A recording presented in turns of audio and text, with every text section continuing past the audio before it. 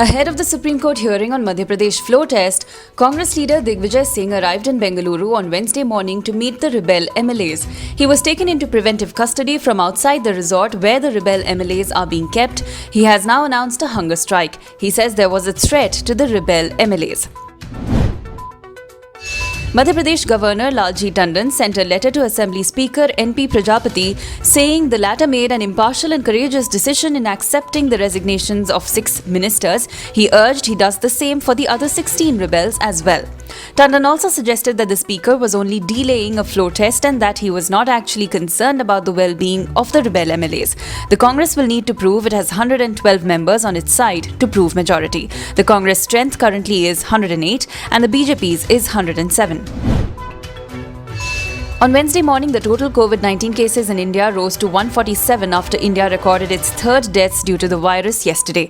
The Union Health Ministry has recommended the use of anti-HIV drugs on a case-to-case basis for high-risk patients aged above 60 years with underlying conditions. The directive comes after 2 COVID-positive Italian tourists who were administered a second-line HIV medication recovered in Jaipur.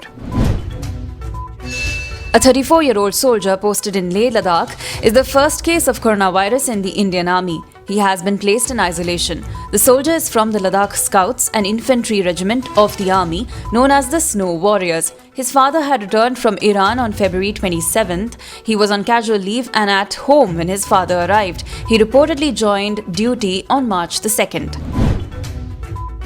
BJP MP Suresh Prabhu has kept himself under isolation at his residence for the next 14 days as a precautionary measure even after testing negative.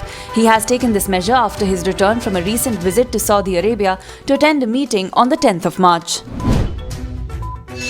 Maharashtra Chief Minister Uddhav Thackeray has said that the government would be forced to take the harsh decision to stop bus and train services in Mumbai if people don't avoid unnecessary travel. Maharashtra is the state that has seen maximum number of COVID-19 cases in India.